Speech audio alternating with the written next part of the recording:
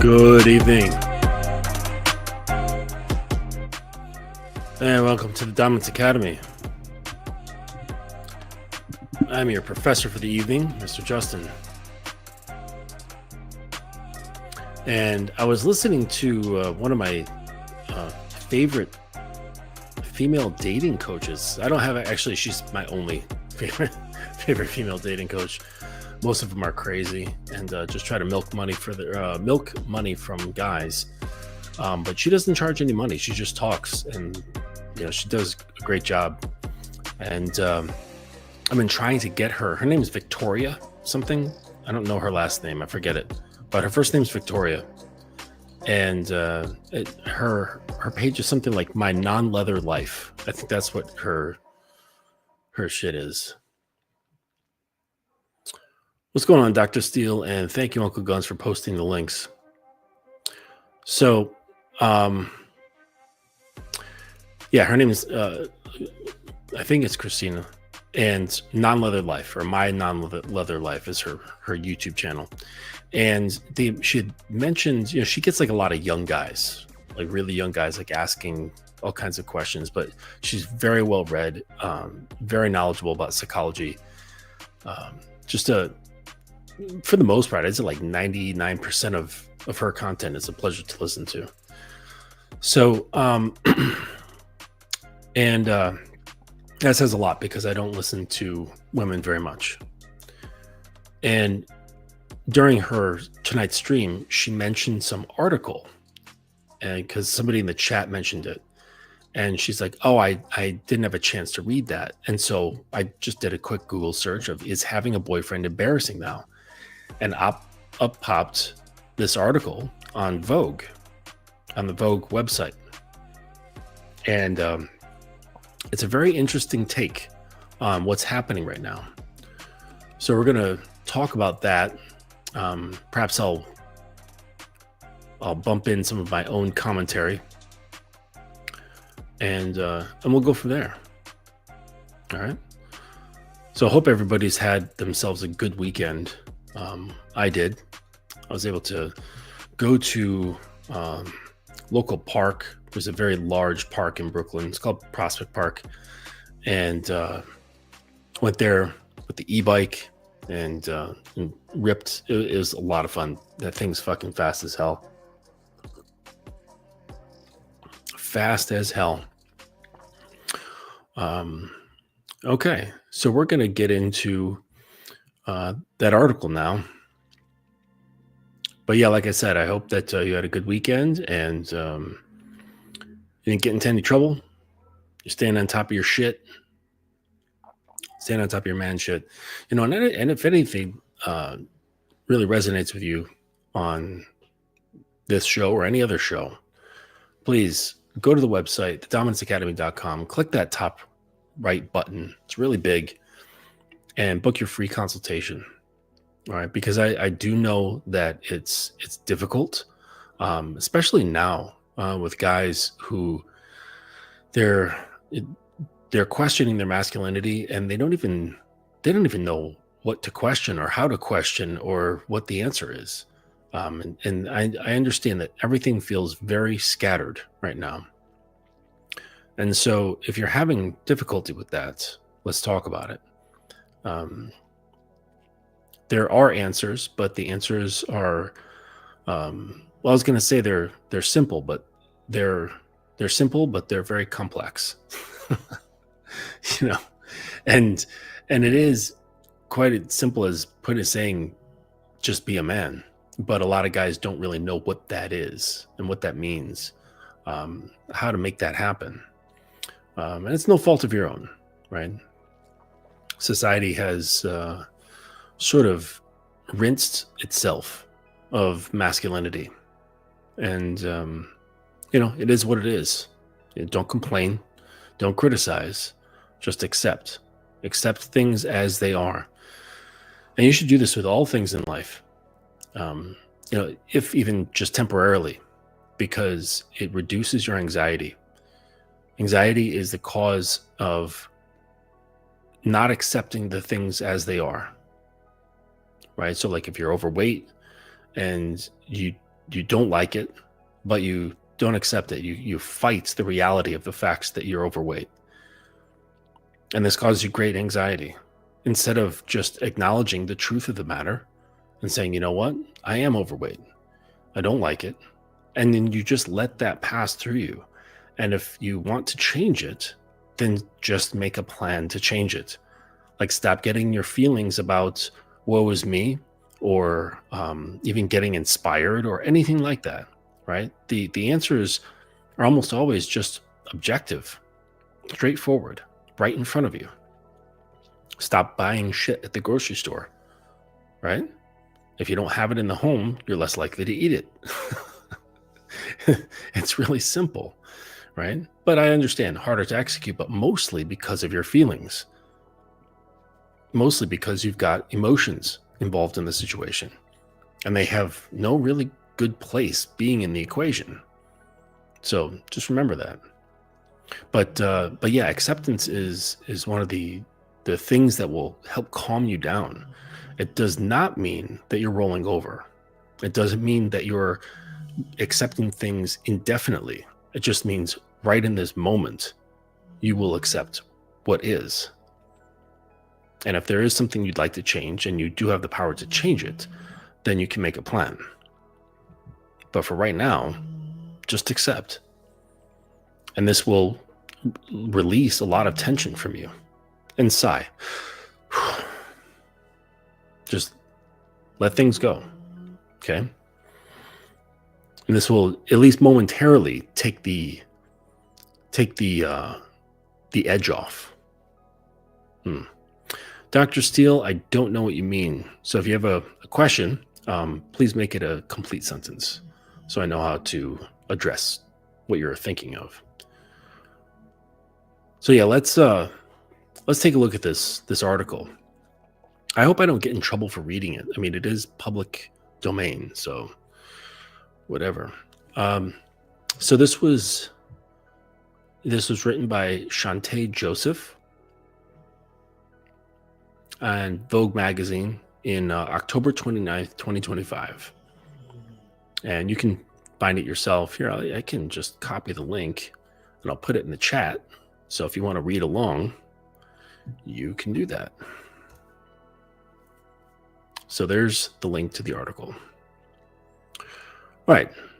If someone so much as says my boyf on social media, they're muted. There's nothing I hate more than following someone for fun, only for their content to become my boyfriendified suddenly. This is probably because for so long it felt like we were living in what one of my favorite Substackers calls boyfriend land, a world where women's online identities centered around the lives of their partners, but I'll say men, a situation rarely seen reversed.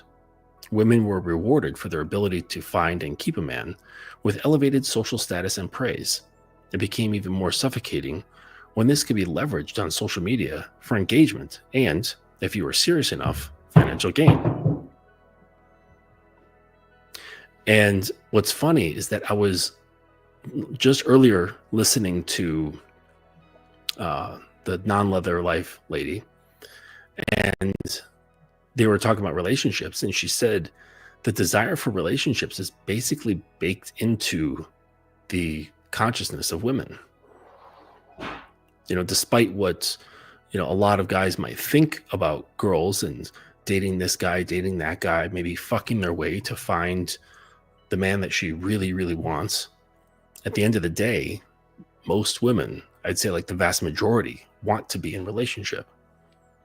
There's only a very small percentage that don't. And either they're extremely hurt and very angry and they have their walls, which means underneath all that, they still want it. Or they're very, very damaged. Like they've had probably like multiple SA instances, and or there's just some kind of screw loose, like they were born that way. And but generally speaking, just regular girls that you'll come across, the vast majority of them want relationships. And so I hear even in this first paragraph, I hear that bitterness, right? Like, fuck that girl who has the relationship. I don't want to hear about it because I'm single and I've been single forever. And all my best friends are at work and they're all single too. Anyways, however, more recently, there's been a pronounced shift in the way people showcase their relationships online. Far from fully hard launching romantic partners, straight women are opting for subtler signs: a hand on the steering wheel, clinking glasses at dinner, or the back of someone's head. On the more confusing end, if you have faces blurred out of, or I say, I'm sorry, on the more confusing end, you have faces blurred out of wedding pictures or entire professionally edited videos with the fiancé conveniently cropped out of all the shots. Women are obscuring their partner's face when they post, as if they want to erase the fact that they exist without actually not posting them. So what gives? Are people embarrassed by their people? Are women embarrassed by their boyfriends now? Or is it something more complicated going on? To me, it feels like the result of women wanting to straddle two worlds. One where they can receive the social benefits of having a partner, but also not appear so boyfriend obsessed that they come across as quite culturally loserish. They want the prize and the celebration of partnership, but understands the norminess of it, says Zoe Samduzi, writer and activist. Of course she's an activist. In other words, in an era of widespread heterofatalism, women don't want to be seen as being all about their man, but they also want the clout that comes from being partnered. So I had to look up heterofatalism because there's a link right there to, some other article, and it's like going on, and some like purple haired lady who wears coveralls wrote it. So let me see, where is that? Okay, so heterofatalism is the quiet shrug that says this is just how men and women are. It's the belief that sometimes bitter, sometimes resigned, that heterosexual dynamics are doomed to be unfair, frustrating, or hollow, but inevitable. You hear it when someone jokes that men are trash or that women are impossible, but keeps dating anyways. It's cynicism dressed as realism. The term was coined in feminist and queer theory circles to describe how many people, especially women, continue to participate in heteronormative relationships while assuming those relationships will never truly meet their needs. It's not hatred of men so much as a loss of faith in the possibility of mutuality under patriarchy. In practice, heterofatalism dulls desire. It replaces hope with irony. Instead of imagining new forms of intimacy, people perform gender scripts so they no longer believe in. If the romantic fatalism of the past was love will destroy me, heterofatalism is straightness will disappoint me.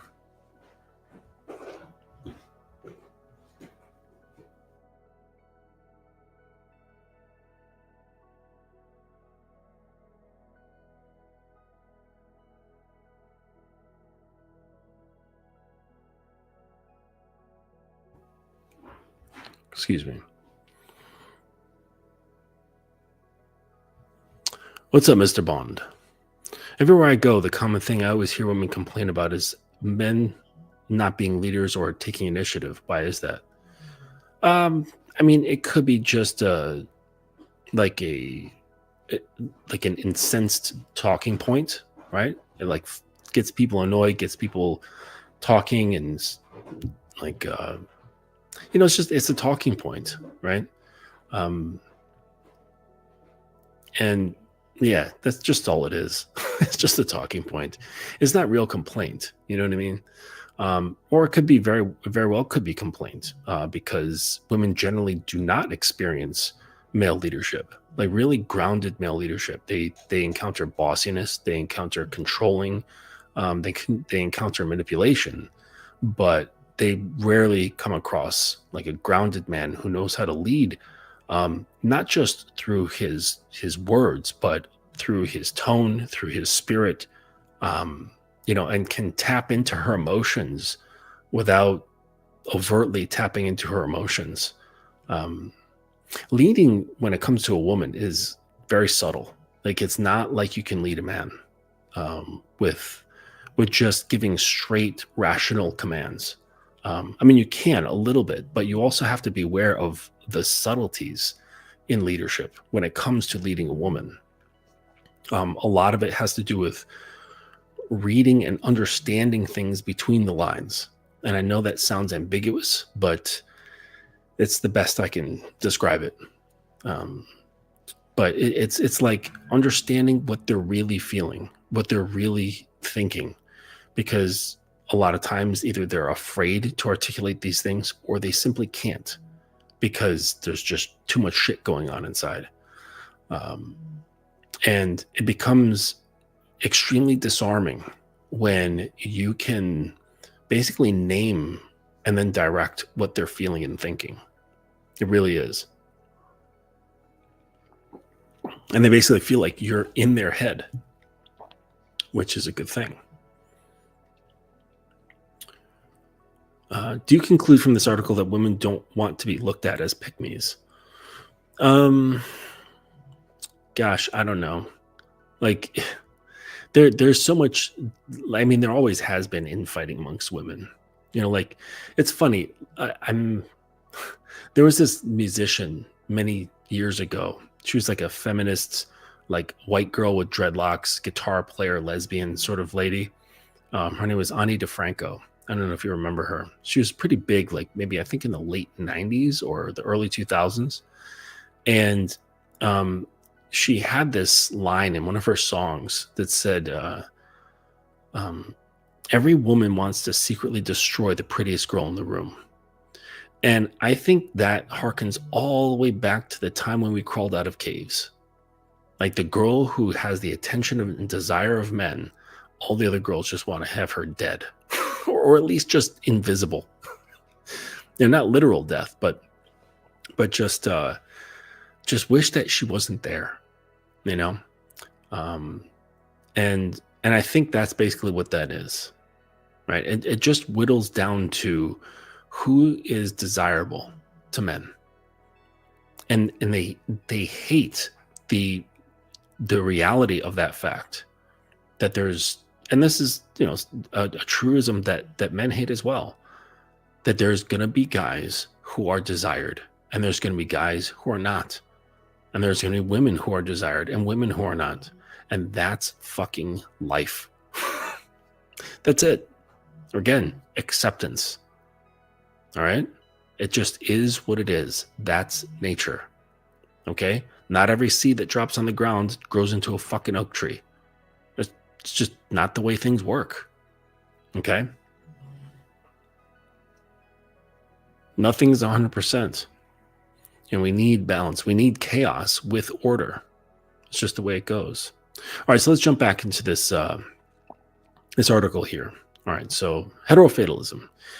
So, she goes on and says, but it's not all about image. When I did a call out on Instagram, plenty of women told me that they were, in fact, superstitious. Some feared the evil eye, a belief that their happy relationships would spark a jealousy so strong in other people that it could end the relationship. Others were concerned about their relationship ending and then being stuck with the posts. I was in a relationship, this is in quotes, I was in a relationship for 12 years and never once posted him or talked about him online. We broke up recently, and I don't think I will ever post a man, says Nikki, 38. Even though and then another quote, even though I am a romantic, I still feel like men will embarrass you even 12 years in. So claiming them feels so lame.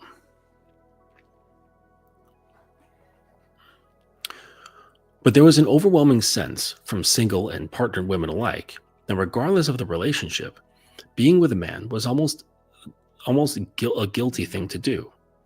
On the Delusional Diaries podcast, fronted by two New York-based influencers, Haley and Jazz, they discuss whether having a boyfriend is lame now. Why does having a boyfriend feel Republican? Read a top comment. Boyfriends are out of style. They won't come back in until they start acting right. Read another with thousands of likes. In essence, having a boyfriend typically takes hits on a woman's aura, as one commenter claimed. Funnily enough, both of these hosts have partners, which is something I often see online. Even partnered women will lament men and heterosexuality, partly in solidarity with other women, but also because it is now fundamentally uncool to be a boyfriend girl.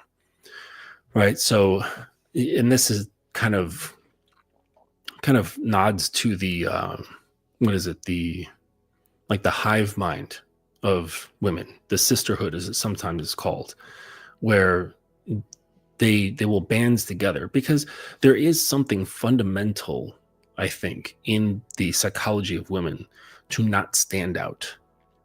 And there are some women who they just say fuck that, right? And they're kind of like pioneers, that's like the Amelia Earharts, you know what I mean, who just say fuck what everyone is saying that I should be and I should do and what I should say. I'm going to just say and do what I want.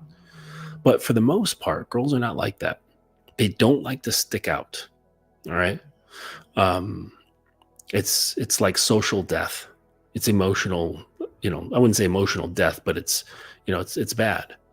Kind of like if a bunch of girls were to go out, make plans to meet on Friday night, and there's one person who's making all the plans amongst say 4 girls. And she says, okay, meet me at this address, at 7:30. And she doesn't tell them what type of place it is. It could be a dive bar. It could be a cocktail lounge. It could be a hookah bar. It could be like I don't know, something really like a high scale. All right. And let's say 3 of the girls show up in jeans, sneakers, and t-shirts because they knew where they were going to go. And one girl, she didn't know. And she shows up in a red cocktail dress. Now, she could look absolutely amazing in this cocktail dress, but she's going to be way out of place. She's going to be out of context, and she's going to be incredibly embarrassed. The whole night, oh my God, I want to go home and get my jeans, but I live on the other side of town, that sort of thing, So they don't like to stand out. They like to be part of the crew. I mean, look at, if you remember in high school, right? The girls, a group of girlfriends, they will all dress almost exactly the same, just with slight variations, right? Whatever's in, certain kind of shorts, cut off denim shorts and tank tops with spaghetti straps. And the tank tops are just solid colors. And one girl will have a black one on, another was a gray one, the other one's navy, And so that's it, right? Because they don't want to be set apart from each other, and they'll stand up for each other in that way, socially as well.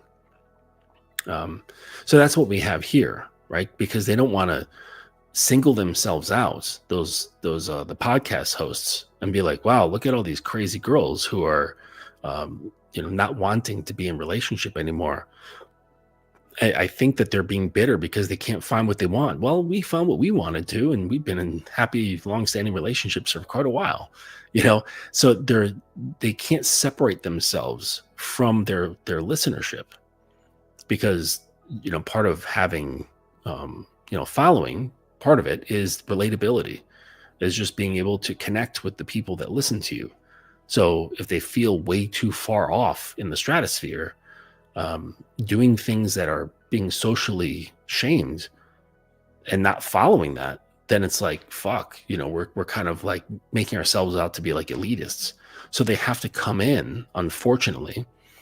And it says they will lament men and heterosexuality, even though they have a man and they are heterosexual. And this is just an indication of it's very rare that you will find a woman who lives life based on principle. Right? Because you can't be with the herd and be part of principle and live upon principle. It just doesn't work that way. Okay.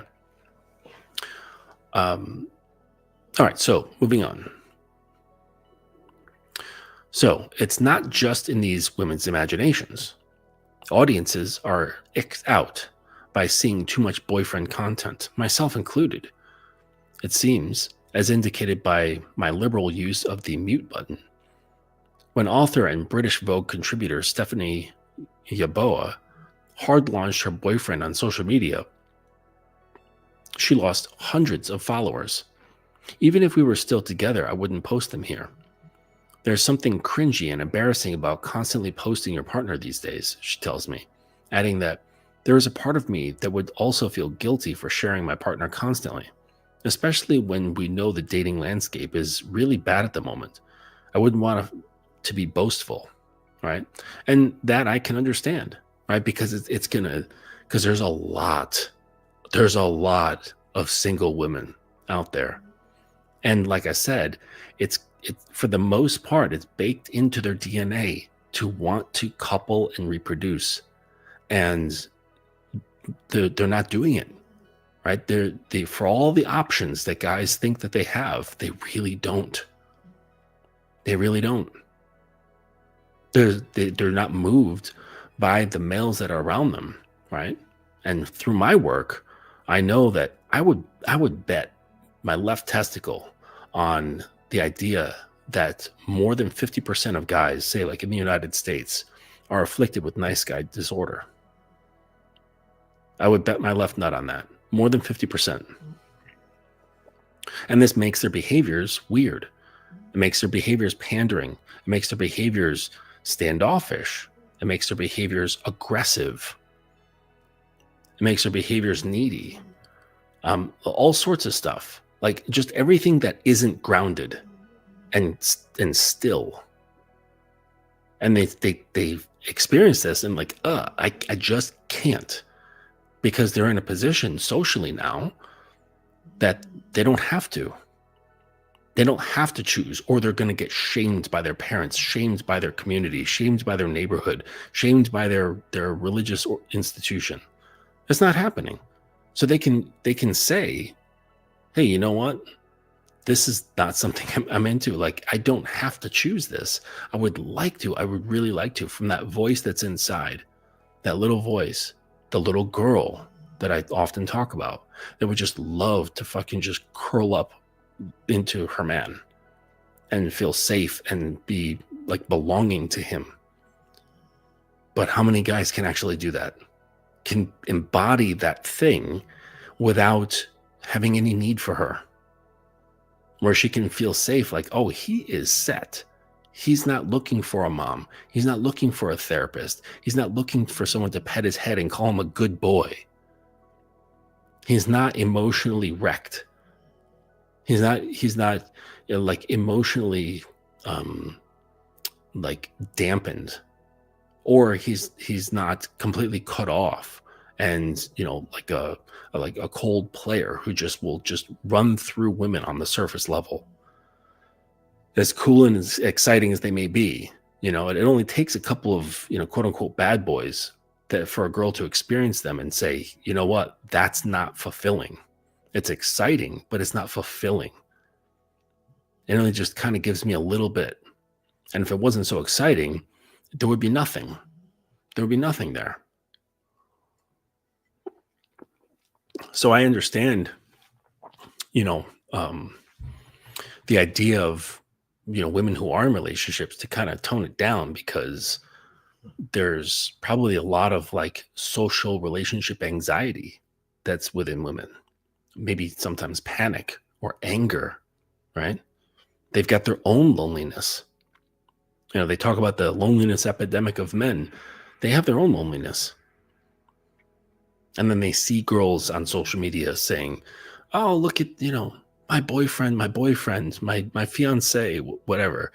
So there's some women, like the one in the earlier part of the article here, where she says, I just wouldn't want to be boastful, because she understands that there's that intrinsic itch to be in relationship, to be seen, to be utilized, to be, like made to feel purposeful in this sense of, man-woman dynamics.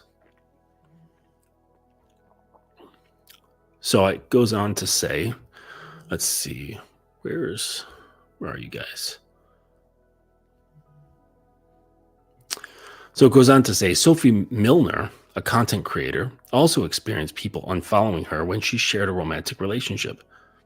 This summer, a boy took me to Sicily. I posted about it on my subscribers section, and people replied saying things like, "Please don't get a boyfriend." She admits that her content perhaps becomes less exciting when she's in a relationship. Being single gives you this ultimate freedom to say and do what you want. It is absolutely not every woman, but I do notice that we can become more beige and watered down online when in a relationship, myself included. Now, I wonder why that is. Beige, what does that mean? Someone is, I don't know, beige I would say is a very relaxed color. I would say beige is a color that isn't full of anxiety. I would say beige is a color that's not full of stress, right? I think beige is probably a color of acceptance, of calm. Okay, perhaps boring, but those are, I would say, like the good things about beige. And everything has its pluses and minuses. And, you know, I mean, like, think about it. The best poetry you've ever read is often about strong emotions. Love, hate, fear, anger, depression, rage, despair. Like poems that are about happiness. It comes off like you're eating spoonfuls of raw sugar. You know, it just doesn't hit the soul in the same way. It's weird. You know, because that's what most people are striving for. Most people are striving for, you know, beige with a little bit of happiness, right? Because that's what relationships do. They give you consistency. They give you, you know, something that can be counted on as being reliable. Okay. And this, for women, allows a major part of their psychology to relax. And so I could see that if they're not in a relationship, you know, this writer, Sophie Milner, they say, "Oh, your stuff is so much more interesting when you're single." And it's because A, it's relatable, and B, there's all these frustrations, probably also coming from the relatability, but all these frustrations that everyone else can associate with.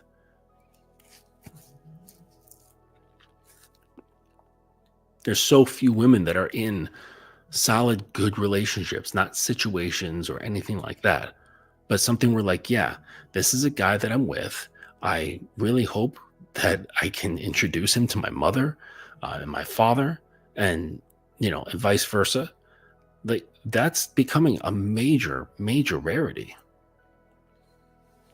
you know, or it's just being held under wraps because, you know, you don't want to make people feel bad or be criticized or catch the evil eye. All right, continuing on. From my conversations, one thing is certain: the script is shifting. Being partnered doesn't affirm your womanhood anymore. It's no longer considered an achievement, and if anything, it's become more of a flex to pronounce yourself single, but not really. Not really. Because think about it. If it's nigh impossible to find a him for you, what else have you got? You have no choice but to take pride in your position. Right? We see it all the time in people in life. Say somebody has like a difficult time, you know, putting a decent amount of money in their bank. They'll take pride in being like a working man. You know what I mean? Like, actually, I was just rewatching A Bronx Tale. Man, that's such a good movie with Calogero, and he falls in love with that black girl from across the town, and you know, there's like beef between, you know, the black community and the Italian community, and then there's this mob boss, this Italian mob boss that Calogero is working for, and it's such a good movie, such a good movie. But I don't know. Yeah, you guys should watch that shit. But I totally fucking forgot why I brought that movie up. But anyways, I started imagining the scenes and the music, and it's such a good film, man. But anyways, so being partnered doesn't affirm your womanhood anymore. It is no longer considered an achievement, and if anything, it's become more of a flex to pronounce yourself single. All right, and I said because that's the only choice you have. Um, so, as straight women, we're confronting something that every other sexuality has had to contend with: a politicization of our identity. Heterosexuality has long been purposefully identifiable, so it's harder for those within it and outside of it to critique. However, as our traditional roles begin to crumble, maybe we're being forced to reevaluate our blind allegiance to heterosexuality. Obviously, there's no shame in falling in love, but there's also no shame in trying and failing to find it, or not trying at all. And as long as we're openly rethinking and criticizing heteronormativity, having a boyfriend will remain somewhat fragile or even contentious contempt within public life. This is also happening alongside a wave of women reclaiming and romanticizing their single life. Right. See, that's what I said, romanticizing, right? That's when we take something very benign and blow it up to seem fucking amazing when it's actually not. Oh, that's what I was talking about. So his father, Kalodro's father, was a bus driver, and Kalodro was developing a strong relationship with Sonny, who was the mob boss, and he's looking up to Sonny. He's like, damn, like he's so cool. Like all these people love him. People fear him. He's got money, cars, suits, like this. He's always at this bar being cool, and everyone's like, hey, Sonny, and he has all the respect from everybody. And his father was like, he's a bus driver. And he's trying to tell his son, like, listen, like that's all fake. Like they don't love him. They don't respect him. They fear him. That's not the same. And he said, you know what's real? Being a working man. And like his son, in a rage during one conversation, he really gives it to his dad. And he's like, we have nothing. Like you have such pride in what you do as a working man, right? And is trying to say that like it's more noble than what Sonny is doing, but we've got nothing. We barely pay our bills. You know what I mean? And and the truth of the matter is that he's jealous of Sonny, but he doesn't want to admit it because he can't do anything about it. He can't compete or measure himself on Sonny's level, like financially, socially. Okay. So the only thing he can do is measure himself on a moral level, because that's all he's got. And like his son called him out on it and, quoted Sonny. And he said, like the working man is a sucker. Working man is like working is for suckers. I think that's what he said. And so it's kind of like that. There's no choice, really. Like when you can't find these things and you're looking around as a woman and you're like, fuck, my options are shit. Like I know what's out there. I know that there's like a lot of problematic men. Despite them having, decent looks, a nice job, maybe a decent family or whatever, but they're screwed up.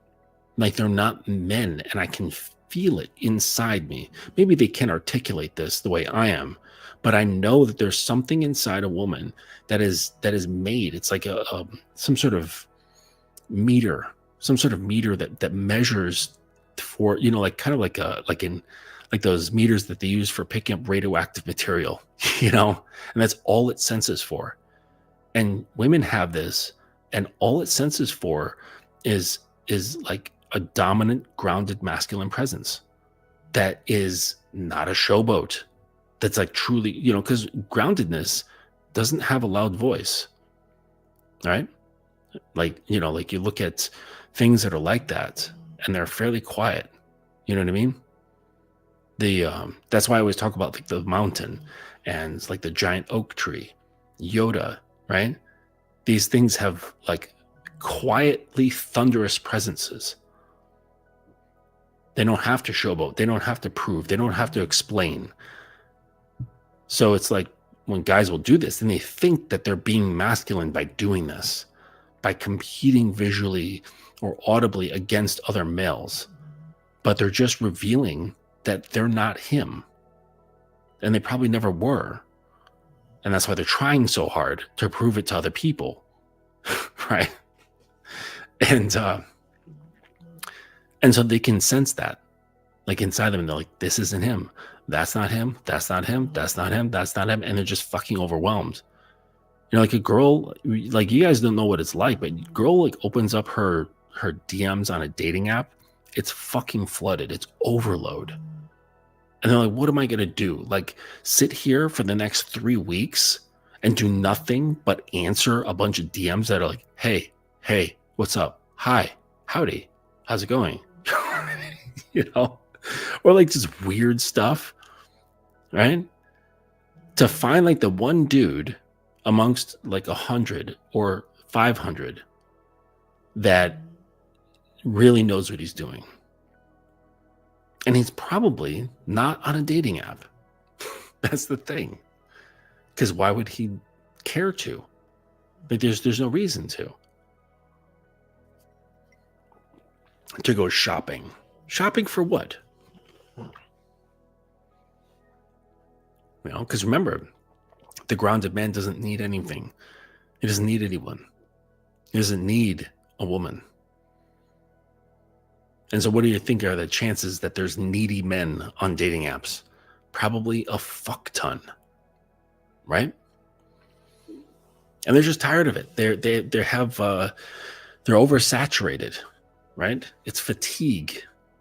It's like male fatigue, not man fatigue. It's male fatigue. I'm not sitting here caping for women.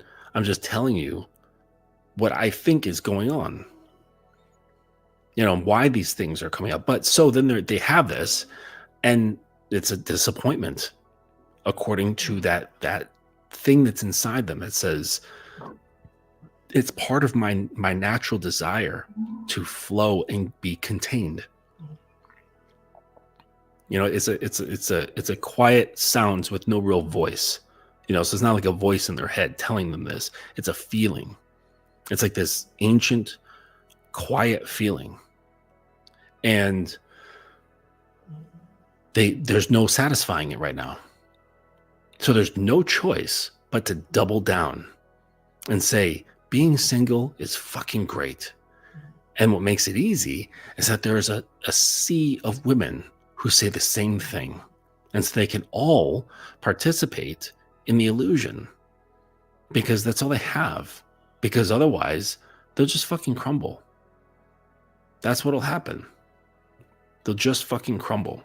Because the reality is that they can do nothing about it. You can't work your way toward it. You can't be like extra cute. Like there's really like nothing. There's nothing really that like a woman can do to secure a man with a capital M until he chooses to put some attention on her and evaluate her. That's it. Right? Because he's not going to be swayed by her looks or by her job or by her social media presence or by anything else that she may possess. It's purely by what his program is. It's dictated by the codes and principles that he lives his life by. And if she just happens to fit within that, and that's like if there's a powerlessness to it. And so, like I said, there's only one move. Either you slide down the hill and slip into depression and despair by accepting what is, or you push against it and you double down on an illusion that everything is great. Everything's great while the fucking world is burning down around you.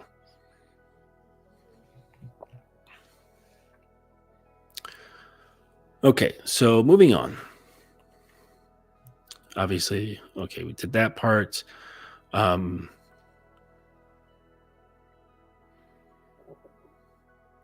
long as we're openly rethinking and criticizing heteronormativity, having a boyfriend will remain a somewhat fragile or even contentious contempt within public life. This is also happening alongside a wave of women reclaiming and romanticizing their single life. Where being single was once a cautionary tale, you'll end up a spinster with loads of cats. And that's, really old. It's now becoming a desirable and coveted status. Again, because the only choice is to double down. Another nail in the coffin of a centuries-old heterosexual fairy tale that never really benefited women to begin with. I don't know. I think that it did. I think it benefited everybody involved being in a good, solid relationship, because this is what allows people to grow. It's what allows people to thrive. And then you are able to take your growth and your thriving and create other humans and extend that knowledge to another person. All right. Like, I don't know if you could say it's any less fulfilling. Like, that to me sounds incredibly fulfilling. There was somebody I knew long ago. Well, not that long ago. He died maybe a few years ago at the age of 100.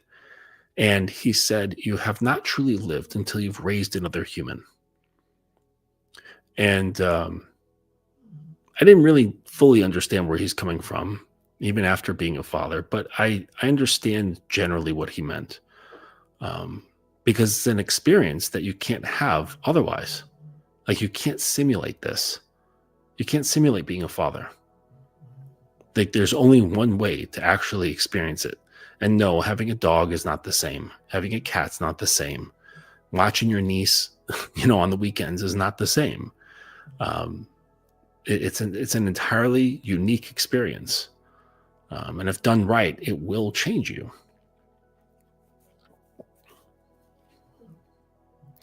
So no, I don't think it's a coveted status. Another nail in the coffin of centuries-old heterosexual fairy tale that never really benefited women to begin with. And that's the end of the article. Wow. Okay. So you can hear the spite. You can hear the spite in her words, right?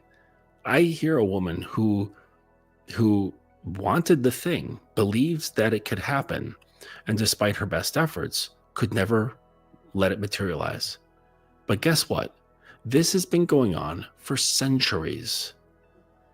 Not every woman is going to be a wife. Not every woman's going to be a mother within a family. And that's the way it's been forever. Okay? What kind of kept things together was social expectation and social shame. And so that made people say, well, you know what?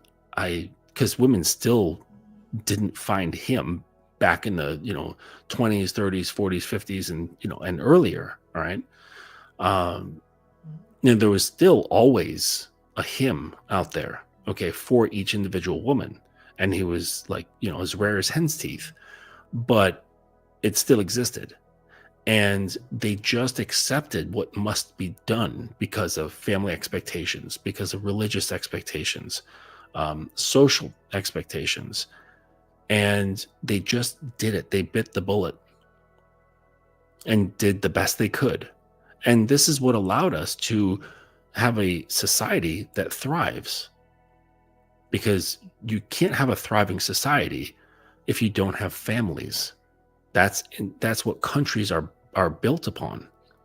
And the countries where this sentiment that's in this article here, the countries where this is proliferated a lot, such as Japan, North Korea, I believe Spain, there might be a couple of others, where they basically kind of given up. And I'm sure for a number of psychological reasons and whatnot. But whatever the cause, it's resulted in a halt of human replenishment. You see, because we have systems, we have coal mines, we have gas line extraction and refineries, we have oil refineries, we have electrical grids, we have communication grids, we've got regular construction going on, road maintenance, building maintenance, bridge maintenance. Okay. We have doctors, nurses, teachers, hotel operators, all sorts of people Okay. Whether it's related to infrastructure or not, a lot of like just needful, necessary systems that allow us to just continue on in society. And these these people will eventually retire. And when they do, the idea is that someone else will come and take their place. Some young buck will then learn how to run the nuclear plant. Okay. Some young buck will come in and learn how to operate the electrical grid or the public transportation system. But in places like Japan, and I don't know if it was North or South Korea, I think it was North, and Spain, people have stopped doing this. They've stopped making families and thus making children at a high enough rate. And I believe it's 2.1 children per person, or I'm sorry, per woman, to sustain a society. And so what's going to happen is that eventually there's not going to be any young buck coming in to run the oil refinery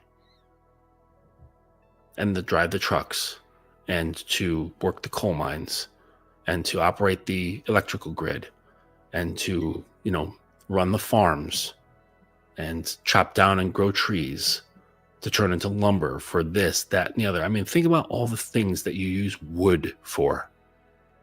Like fuck tons. Recycling plants. Okay? There won't be young people going into these things. And so because people are just not creating families and they're not giving birth to children. And so Japan is so far behind, and Korea and Spain, that if right today, if every single like biologically capable female were to have or get pregnant today at the same time, like magically, it still wouldn't be enough people to have them grow and fill all the positions necessary to run the country. So when like a guy has a death sentence, but he's not gonna get the lethal injection for like another 4 months or something like that because of like paperwork and processing and tape and all that bullshit. They call that guy in prison a dead man walking, or at least they used to. Okay. So Japan is a dead man walking. There's like, this is the reality. There's no turning back. There's no solution. North Korea, dead man walking. Spain, dead man walking. And right now, the United States is hovering around 1.6 children versus the necessary 2.1. So we haven't completely fallen off the cliff. And, but when we do, there's going to be no turning back. It's called the point of no return. So like when you lose your balance and you're like swinging your arms in circles, there's a tipping point where there's nothing to do but fall. And this is what's going to happen. Now, there are things that kind of slow the leak, such as immigration and automation. Okay. Where like AI systems, they're developing very fucking fast. Okay. But AI is not going to be able to fix a fucking bridge. And while people like Elon are creating very sophisticated robots, okay, they're simply not going to be sophisticated enough in the amount of time necessary. It's just not going to happen. Like the robotics necessary for the skilled work is such as like bridge repair or bridge maintenance. All right. Like underwater, like think about like how many guys do like underwater welding for really important shit, like say like maintaining, I don't even know what goes into it, but I'm sure it's a lot. Maintaining the tunnels that go underwater between the boroughs in New York City, like the Lincoln Tunnel, right? Like, what do they got to do for that? I'm sure it requires maintenance and from very skilled people. And it might involve going underwater. Like last I checked, like robots don't do so well in that environment. Well, maybe because you got like drones they can drive. They've got like submersibles, but so maybe that's that's possible. But I just don't see AI and robotics developing fast enough to sustain the environment. You know, it would be nice, if things were just really fast and like farms were just completely controlled and grown by robotics and AI. That'd be cool, but we're not there yet. It's going to take quite some time.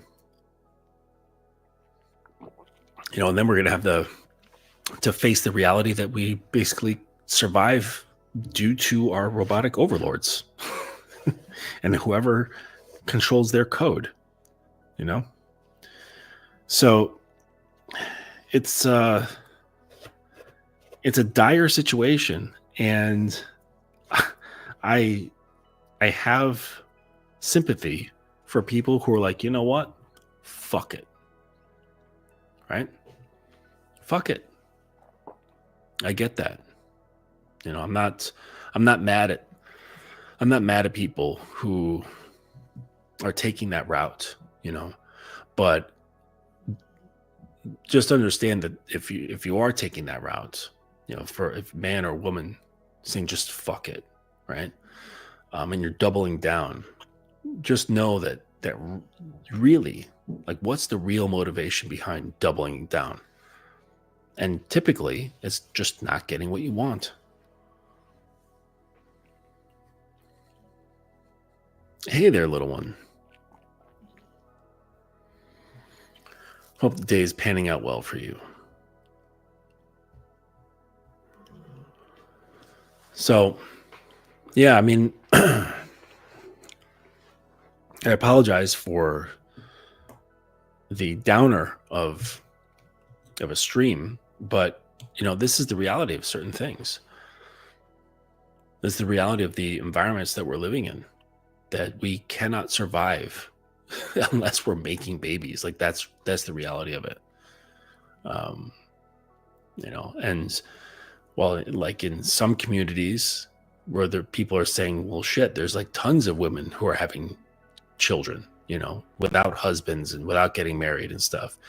And that may be true, but if you look at the wider view of like the entire nation, both here and overseas, it's just not happening. It's not happening enough. It's I see a bleak, like Blade Runner-esque future for us. But hopefully it won't be raining that much. It's always raining in that fucking movie. Like every scene in Blade Runner, it's raining. The first one, anyways, the real Blade Runner movie with Harrison Ford.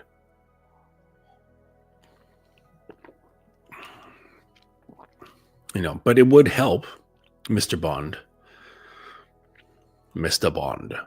It would help if more men were leaders, where they were more skilled.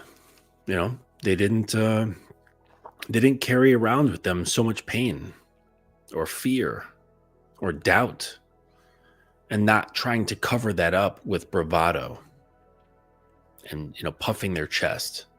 You know what I'm saying? Yoda didn't have to puff his chest. He just was, because he knew himself. Like he knew that he was the badass so much that he wasn't a badass. He was just fucking grounded. And but that's really what can change things, because if you want to say that men are the leaders, then you're going to have to fucking lead, despite things looking really bad. That's what really defines. It really defines a man's character. That when shit's hitting the fan, what do? Do you roll over? Do you pretend it's not happening? Do you fight against it? Do you accept it? Do you come up with a creative solution? What do? How do you engage when there's crisis? Okay. And often we don't know until we're facing crisis. But there was I can't remember where I heard this, some old piece of literature that says there's a special place in hell for men during times of crisis that don't choose a side. Because you just don't stand for anything. You don't stand on anything. And, that's where the real weakness is. Because even if you're, quote unquote, evil, if you're standing on that and you have strong conviction behind that, that's better than being an indecisive wet noodle. You know what I'm saying? Like I'd rather, because someone who's like that, who's has conviction in their thing, but let's say it's really bad, at least I can define it and I know where they stand. So I know how to interact or how to avoid or how to handle them. But a guy with a rubbery spine and no set of balls, you don't really know who he is. You don't know how to interact with him. He changes shape. He shifts up depending on who he's talking to. Like he's just different all the time, situationally, and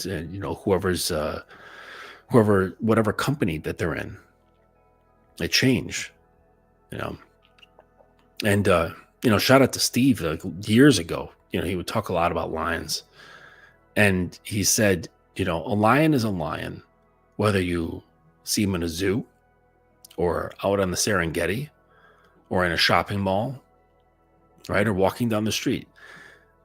It's going to be a lion. Either way, it doesn't matter where it is. It doesn't matter who is with that lion or what it's doing. It doesn't change what it is. But males, for some reason, they do this. They change themselves up. If there's a certain type of guy around them, or if they're in a certain type of environment, or if there's women nearby, they will change themselves up. And this is the type of guy who has that special place in hell. For when they die, they go there because they've never chosen anything. They want to safely remain in the middle to kind of shift to wherever the currents are going towards, whoever is, gaining the advantage. Like there were times when it was like, really advantageous for guys to cape for women. There was a period in time when that was like cool, like people like Derek Jackson come to mind, right? I mean, he built like an entire career, like a massive following, affected a lot of people, based on that. And, and I think it was like trendy back then for guys to be like this, but even in the opposite, right? Like whatever's trending. Oh my gosh, Fresh and Fit's trending, right? So many guys just kind of took their rubbery spines and just bent in that direction. And then they all jumped on the bandwagon. Oh my gosh, this is so fun, criticizing women, right? Putting them in their place, which is stupid because you can't put any woman in their place unless she's under you. Like those girls that are on those panels and they're made to be, made out to be like fools or bitches or stupid or, selfish or whatever they're trying to prove to her. She's going to forget that by the time she's going to sleep that night. It'll all be gone. But the woman who's under you, whom you correct, she's not forgetting that shit when she goes to sleep. She's going to be remembering that. If you had to teach her a real lesson, or she had a serious lesson to learn about her character, about the way she's thinking, about the way she's doing something, about the words that are coming out of her mouth, or how her mind is thinking, and you bring this to her attention and you correct it, or perhaps if necessary, some kind of punishment or lecture or what have you, If she's under you, that means she's trusting you. She's trusting your guidance, which means she's vulnerable and she's open to receiving these things. She's willing to let her ego get hit, right? To take L's, just like you do, right? Because that's part of how you become a man, right? The path of manhood is laying in bricks of honesty. And so with that comes a lot of shots to your ego. But that's how you actually develop. Right? Not through protecting your ego, but from allowing it to get hit. And then you develop a resilience to it. And you can learn to absorb the blows or float with them. And they don't really like crack you anymore. And not out of resistance, but just your ego becomes more permeable. They almost, like, the criticism almost passes through you, and you can just learn like this, boom, boom, boom. You develop much, much faster when your ego is permeable. And so this is what you teach your woman. You encourage your woman through example, and also being able to harness and press into her emotions and into her mind, not forcefully, but just gently, like the way a sculptor uses clay. Okay. They're not like wrenching on that shit, right? There's some finesse to using clay, but pressure that they're using nonetheless. And so if you have this kind of pressure on her emotions, on her psyche, on her body, and if those moments do come up when she needs some, an awareness lesson, she needs some kind of correction, through your example and how you handle this is what pushes into that ego and makes it a little bit more permeable, makes it a little thinner each time. And that's the only time when she's really going to feel the lesson and really like listen to what you're saying, because she's trusting herself to be under you, saying to herself, I trust this guy. I trust that he has my best interests in mind.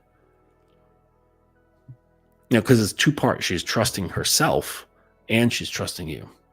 Trusting herself to make the right decision. That like, okay, I'm trusting myself that I've chosen a decent guy. Right? And that's the only time when what you say is going to have influence. So all these guys, they're just using your ignorance to make money off of AdSense. That's all they're doing. It's just a fucking a racket, basically. Capitalizing off of your emotions. Stop watching. Stop consuming nonsense that capitalizes off your emotions, which then reminds your subconscious of these feelings again and again and again and again. And so you never progress past them. You relive that shit over and over. Like you love fucking eating leftovers. When I was staying at this Japanese Zen Buddhist center in San Francisco, and I stayed for like about a week, and it was free of charge, but you had to work there. Like you had to like work in the kitchen or the gardens or fixing stuff or whatever, and it was sort of like a program that they had, and they had like a program leader, right? And there was this guy, he was ordained, but he wasn't dressed in robes all the time. He was actually my favorite guy who was there. Well, him and one other dude. The other dude was this gay guy who just he was working towards his actual monkhood, and he would sit on the roof and smoke cigarettes. And he used to be like part of this like party scene and all this stuff, and he just kind of had like a big awakening and decided to just change his life. So he was very real. And then the leader of that program, who brought in like lay people, he was very just very easygoing, had just this really kind uncle sort of vibe about him. And he never dressed in robes. He was just always in like a t-shirt, the kind with the 3 buttons that come down, and just like slacks and sneakers. New Balance. It's always New Balance with the older guys. And so he was talking to us about meditation. Okay.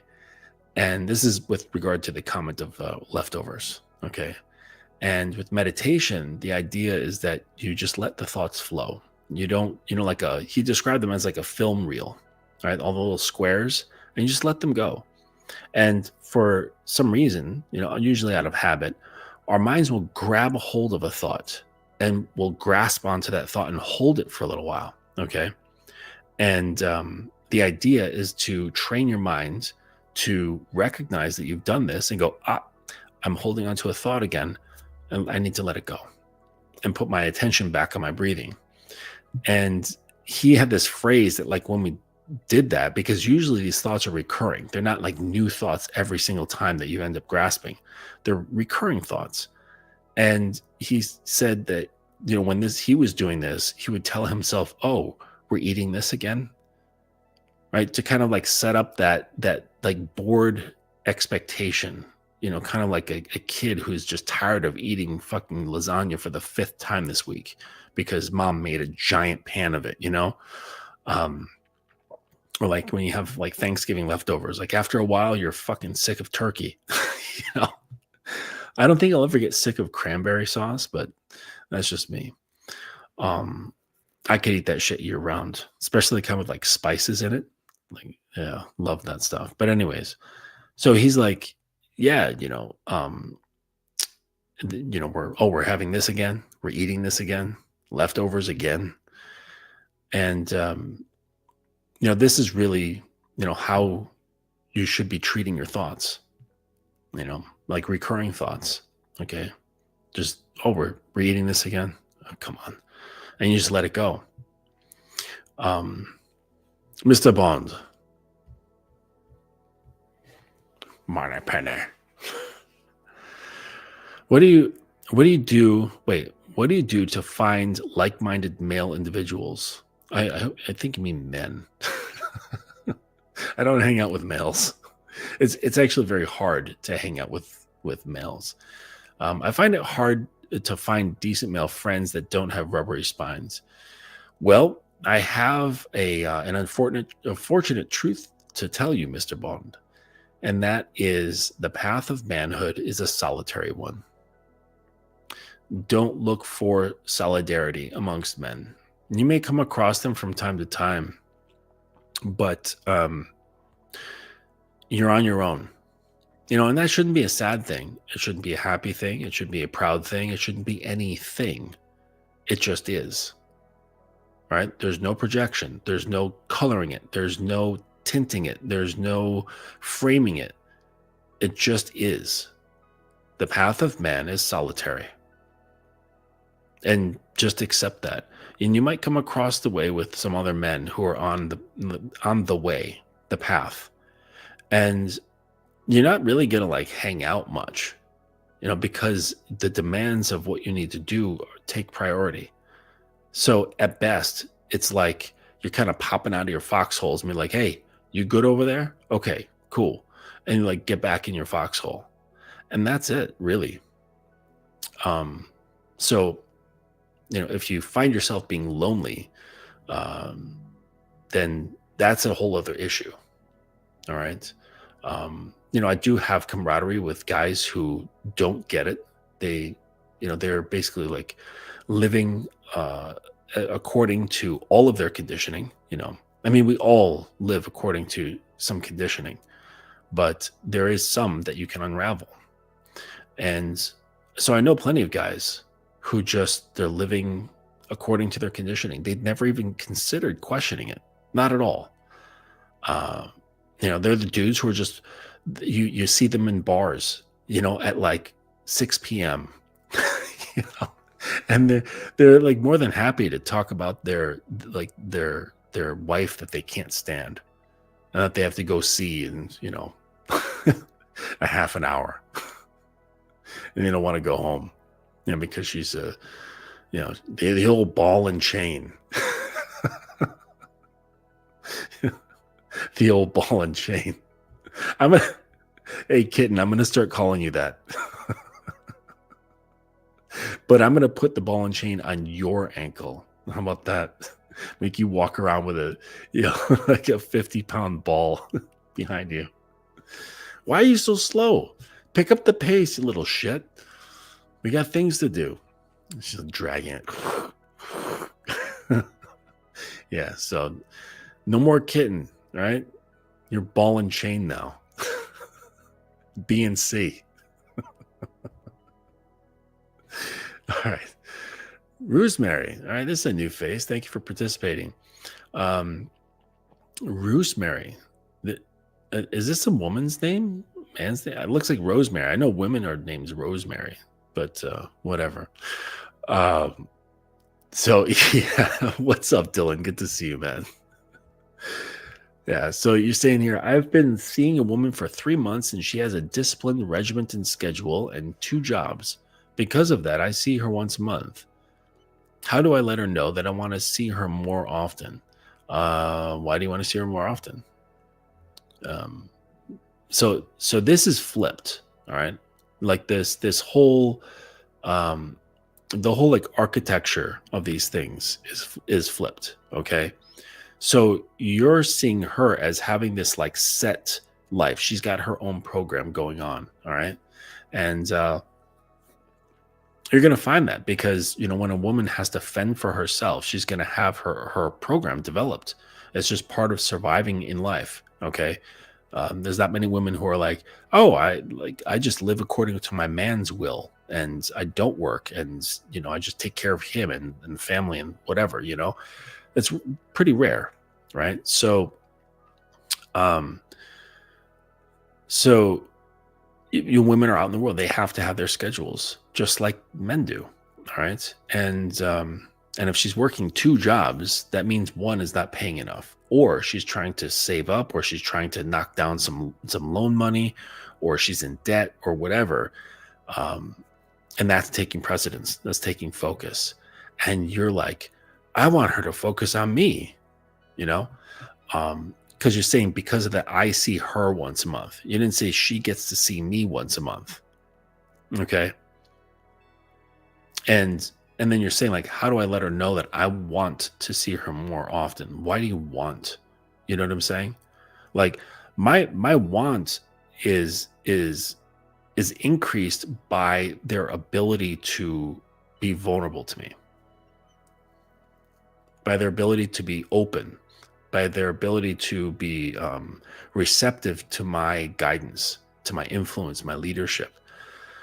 That's what draws me to my woman, is her receptivity to me. All right.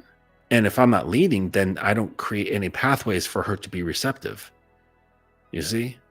So like, you're not doing any of that.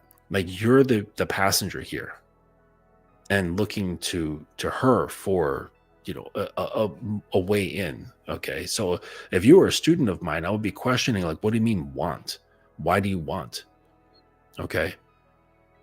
Because like, even though I may have a desire to see my girl more or communicate with her more or so on, it's not something that's like driven by strong emotions, right? Like, I do have them, but they're not driving my choices. Okay. Because like, let's say she's not communicating well. Okay. Let's say, I don't know, she's being forgetful. Let's say she's being just whatever, like just not on the program. Okay. And there's many ways that could show up. I'm not going to let the principle of this being out of alignment be overridden by my strong feelings for her and wanting to communicate in like a more pleasant way. No, there's business to attend to. I need to correct the behavior. I need to address her and put her back on track, realign things. Okay. That's much more important than me. Like, I can express the love that I have like some other time, right? That's not going away. Right. But what must be addressed now is keeping things in alignment, because that is the thing that guarantees longevity, not these feelings, like they're good, right? They're great, whatever, but it's not what's going to maintain things. Okay. Things are maintained through structure. Like, think about anything that's been around for a long fucking time. Like say like like a university, right? That's been around for a really, really long time. It's not because they had great feelings about these things. And it's not to say that those feelings didn't exist. Of course they do. But that's not what's creating the longevity. The longevity is built upon structure. And that's it. Okay. So you're riding on her coattails.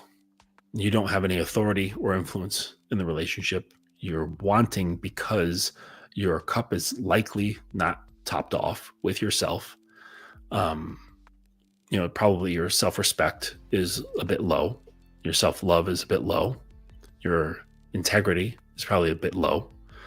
By how much, I don't know, because you're not a student of mine. But that's the reason why you're in the position you're in, of riding on her coattails, being underneath her program and looking, how do I get up in there where I'm treated as a priority, where she's paying attention to me, giving me the adoration that I desire, giving me the attention I desire, giving me the sex I desire. And I'm saying, well, why are you seeking the adoration of a woman? Why aren't you providing that of yourself? Why aren't you fulfilling your own needs without utilizing another person? Because it's not necessary. That's a weird thing that a lot of people, a lot of humans have grown accustomed to, is this idea that we fulfill certain needs by utilizing another person. It's not entirely necessary, but this is what we're conditioned to do. A lot of times it comes through our pain, right? Our fears that we're just not addressing. Usually it's like fear of not being seen, fear of not being valued, fear of, not being desired. And so we do extra, we work to try to promote ourselves to another person, to try to make it so that they will desire us, so they will see us,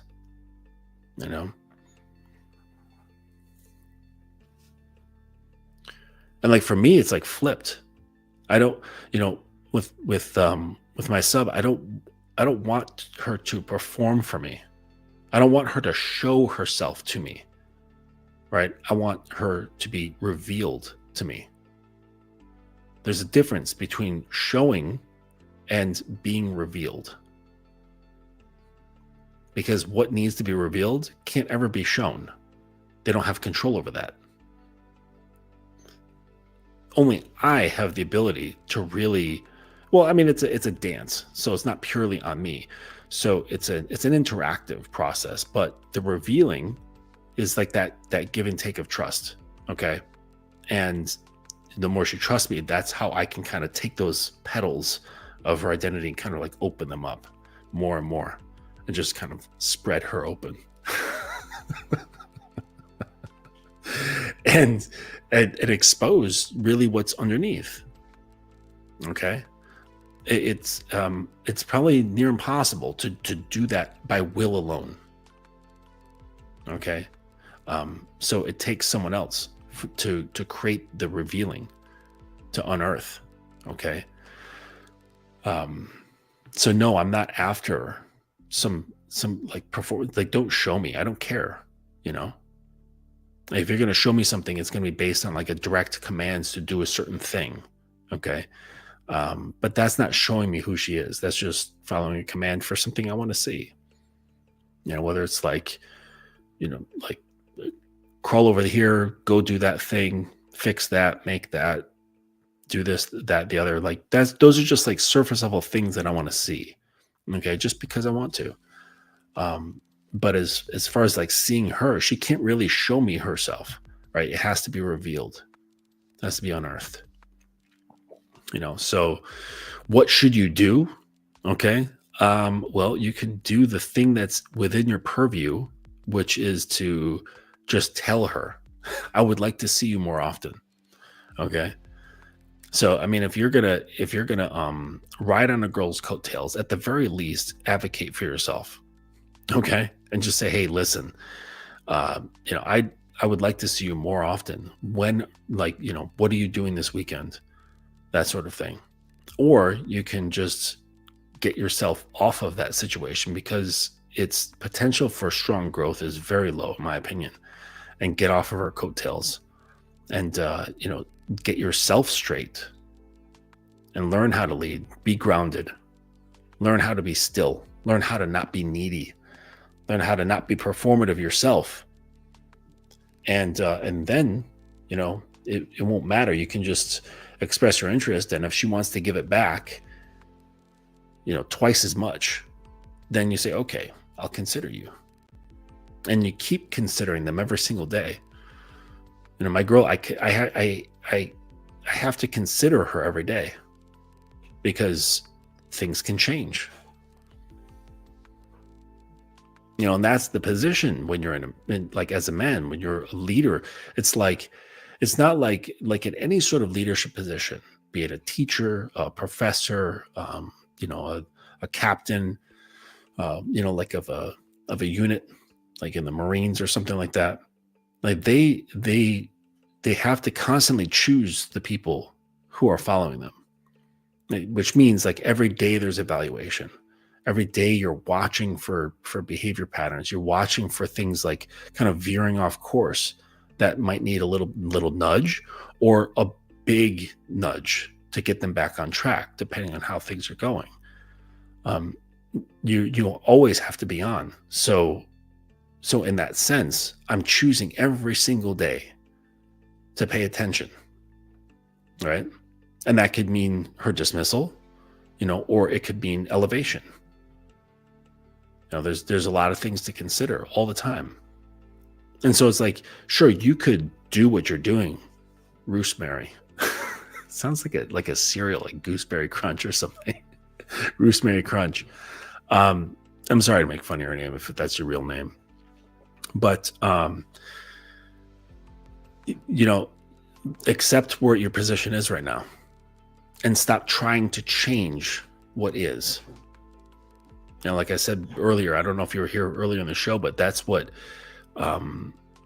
causes a lot of strain, was when we do not accept what is, and objectively looking at things as they are, not what we wish they would be. And this relieves strain. I mean, unless you sit there and hold the sadness that things aren't the way you want them to be, because that'll just cause more strain. So just accept where you're at, or change it. Don't try to change her, right? What's that phrase? Don't try to change the woman, just change women. Unless you know what you're doing, right? Because you can change behavior, but that requires two things. One person knowing how to do it, right? Which requires a calm and in-depth understanding of how psychology works, and someone who's receptive to that, who's receptive to change. And what I've learned in my line of work is that people don't change until the pain of staying the same outweighs the pain of change. And the kind of the ironic part of the human condition is that physically, emotionally, psychologically, spiritually, humans are incredibly adaptive.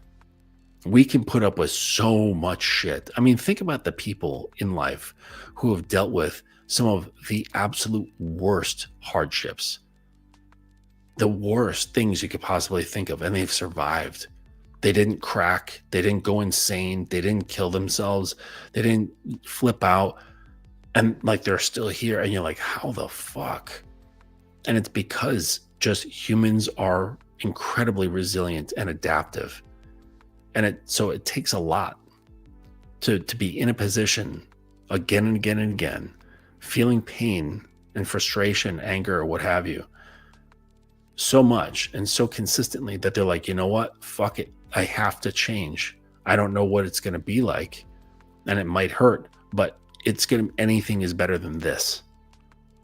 And that's typically how people change. I mean, unless you've got a very wise mind and someone taught you how to think and how to make decisions, and you catch things before they're fucking awful. And you say, you know what? This is not a good pattern.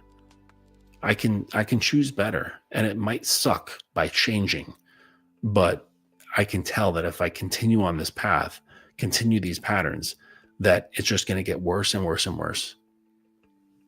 You know, most people, guys especially, you know, they'll just fucking wait it out. You know, it's like they don't go to the dentist until they've got a fucking giant rotten abscess in their mouth. And they're like, you know what? I think I should go to the dentist. And the dentist is like, dude, you could have gotten this taken care of back when it was a tiny ass cavity. Now we have to do a fucking root canal and a false crown and this whole fucking thing. It's going to take time. It's going to be expensive as fuck. All because you just kept sweeping problems under the rug. How the fuck can you be a good leader if you're just ignoring such simple problems because of your emotions? Because you just don't like the way that the change feels. And then you want a woman to follow you. You want respect from other people when you don't even treat yourself with respect. Crazy, right? Gee.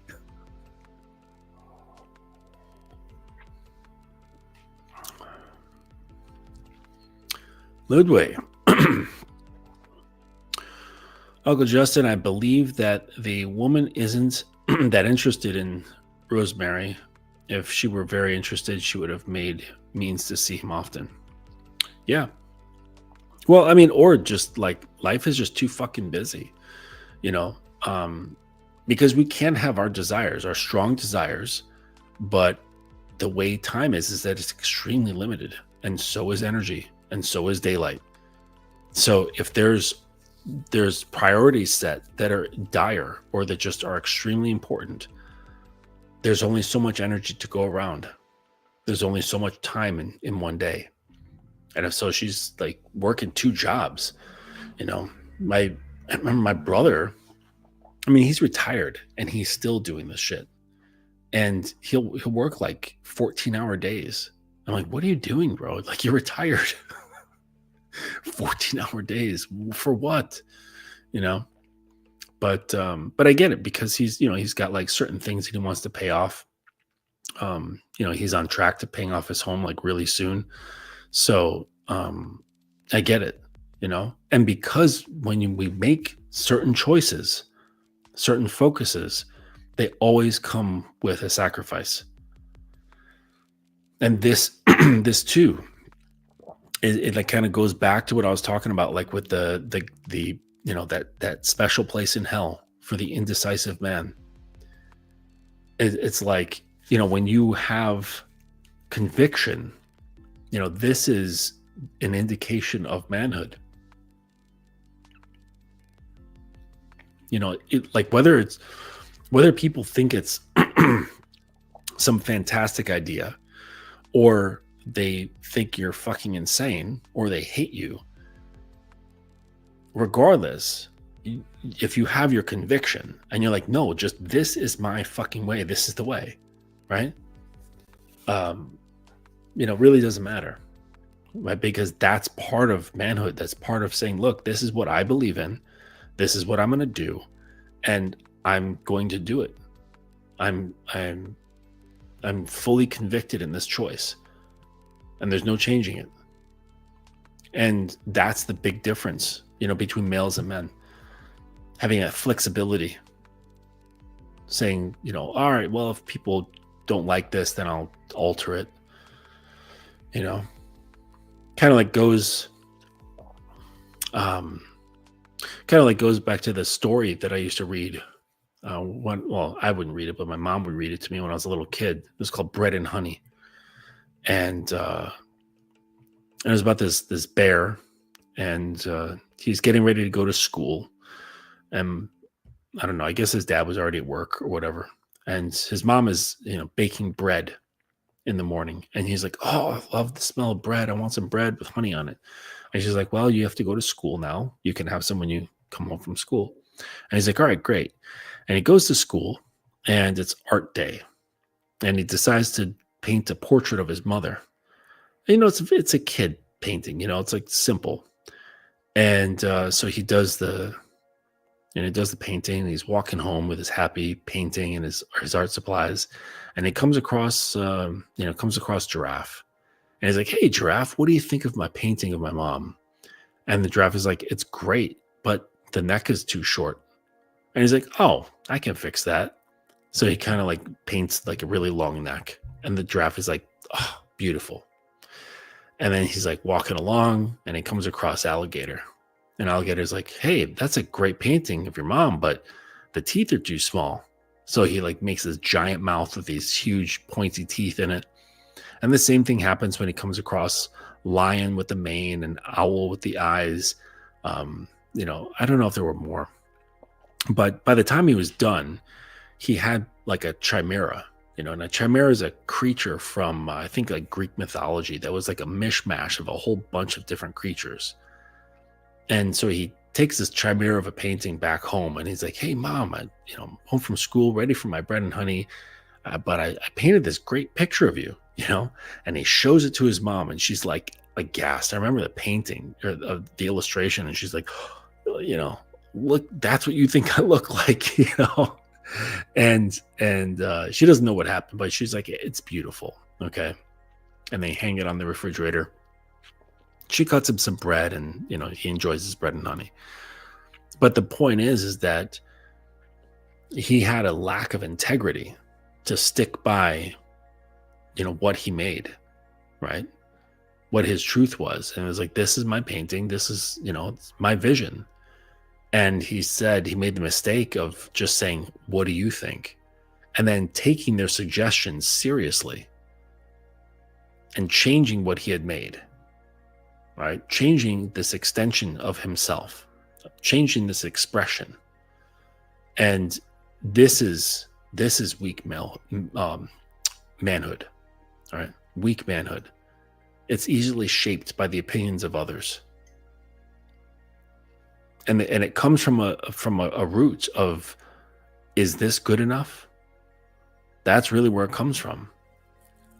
Because you yourself have not said, yes, this is good enough. Or if it's not good enough, it's not good enough according to my own standards. But instead, like, that conversation hasn't grown. That hasn't become solid and dense. So then what's done is that it's gone to the outsiders and saying, hey, you all, what do you think of me? Because I don't really have a great opinion of myself, or I have no opinion of myself. What do you think? What do you think I should do? How do you think I should look? How should I sound? How should I show up?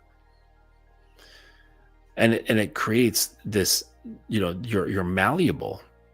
So, if you're getting influence from this podcast, from that person, from your aunt, from your friend, from all these different sources, you're going to turn into a fucking chimera. Because everyone's going to have their own idea of what you should be. And you'll turn into that chimera if you listen to them and do what they suggest. It's bad. Have some sovereignty and some pride in your own mind. This is why I preach protecting your mind at all costs, because from there, everything else flows. All of your behaviors, your choices, your views, like your beliefs, all that just comes from the mind. And if your mind has no barriers, no protection, and it's soft as baby shit, you're just like walking around with a sign on your chest that says, mold me, please. Because that might equal safety.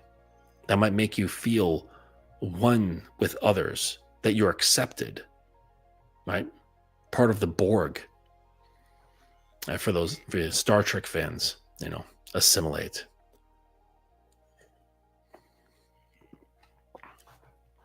But you really have to protect your mind, And when you do this successfully, you stop consuming nonsense, right? You don't take heed to certain things. Like I don't heed much of what women say to me or about me, though I don't hear very much of it. But when I do, it's like basically met with a cool story, bro. And that's about it. There's only a couple of women that I would really heed and regard their words. And one of them is my submissive, but it's because she's earned that right to be heard. And so you really have to protect things. And then once you learn how to do this, you can then teach your woman. You can teach her how to have boundaries, how to, be hard, but also remain soft, right? You put up the boundaries so that the insides can remain soft. That's why like kingdoms had like these severely thick and tall walls, right? That were, they try to make it as impenetrable as possible so that pleasant, soft life can happen inside, And this is your role. You are those walls, right? So that she can become soft and pleasant on the inside your containment. All right. But if you're soft, if you're malleable, if your fucking walls aren't made of stone, but made of clay or thatch, or like straw or whatever, then it's like, hey, is she going to feel safe in a container like that? Clay dissolves when fluid goes into it, or like when fluid touches clay, it becomes runny. Is your container runny on the inside? Yes. I forgot to post a ball and chain. Yes. But yeah, Lily, you're probably right. Do you have any time to explain anchors in full detail? There's really not like a lot to do with anchors. It's just about consistency. So basically you're linking to unrelated things that normally just would not have an association. So just read a bit about operant conditioning or classical conditioning. And that's really how it works. The classic story is the Pavlov's dog taking the food response and a bell or a light. I think it was a bell, and they're not related. Bells, they're not inherently related to food. And so through that experiment, that's what Pavlov did. And he realized like, holy shit, like I can make these links, between this and like anchor the bell as this trigger for a hunger response, drooling from the dog without any food being present. Right? Because the bell would signify an expectation of food. Okay. So it's like you could do a similar thing where you would say like every time you mess with your woman, right? Because I wouldn't say a woman, because creating anchors and triggers requires a lot of consistency. Okay. So let's say it's your woman and say you regularly use toys with her. Okay. That make her very wet and so on. And every single time you bring out, say like a particular vibrator, which then could become an anchor itself, but you touch a certain part of her body, say like you grab her wrist, like every single time, okay, and you grab her wrist and you're using the vibrator, and say you like edge her like crazy, and just like thus like bringing up her emotional state, like just pumping up the emotions, pumping up the arousal, all the brain chemicals and all that shit, and every single time you're grabbing her wrist, or you're repeating a certain phrase that you only say in this context. All right. And then over time, the association is made between the action or the phrase and the arousal, to the point where, say you're just messing around, you're using no toys, but you're just kind of like, petting and making out and all this sort of thing. And then you grab her wrist in the same way, the same place, the same pressure, like that sort of thing. And that, like a lot of times, like if the conditioning is done right, will cause her to get wet because her body will be expecting the vibrator, right? But now you've removed that from the equation, okay? Or the phrase, right? So you're making out or whatever, everything's getting hot and heavy, and you speak the phrase that you've always said in that one particular context, and our body remembers, like, oh, like the subconscious is like, oh, I know that phrase. That's when daddy was using the vibrator on my pussy. And so the body like kind of gears up for that moment, and it starts responding in the same way that the dog is drooling, right? The pussy starts drooling, and so the dog is drooling with the expectation of food when no food is coming, but it thinks it is because the bell preceded the food. So it's the same shit, and you can do all sorts of stuff, all sorts of things, like there's this guy, he's on Instagram, it's this married couple, and they definitely have a DS relationship of some sort, and he's definitely like a playful sadist. All right, he's a playful sadist, and I don't know if she has that. I don't know. It's like this, like a gagging trigger sort of thing going on. Like she'll hear a certain sound and she'll start gagging, like, and she'll start like convulsing, like, and making those noises. Even when he makes the sound as though he's about to throw up, but he's not, he's just playing around, it will cause her to have that response. And so what he's done is he's transferred that into other forms of stimulation that will give her that same reaction, and he just trolls her, like, and all in good fun. Like, she gets frustrated, but not like really angry, playing along and sort of thing. And he had like a zapper. So I have this zapper as well. It's really common in sex shops, where it's just like this black handle, and then like this long tapered red tip with these two little electrodes on it. And you have a trigger, and you just touch to the skin, and it closes the contact and just gives like a quick snap of electricity. It's not super painful, but it's not comfortable either. I'd say it's like a little bit more intense than, say, like putting a 9-volt battery on your tongue, but not much. Okay. But it'll wake you up. But what he did is he conditioned her to have that reaction from getting snapped. So he's like sitting on video, like in, Instagram, and, and he's like, just with the shocking. Okay. Because there's also these paddles that are designed for killing mosquitoes and shit. And it just looks like a small tennis racket, but the strings on it, like the screen, is electrified, right? Because there's like batteries in the handle. And so when you swat at the bug, it kills them, like those bug zappers that hang outside trailers, And he would turn it on and go, hey, here, catch, and she, like, just without thinking, she would catch it. And I don't know if he conditioned her to catch the thing every single time, knowing that it's going to shock her hands. And she catches it and shocks. She's like, oh, fuck. And then she's like, ugh.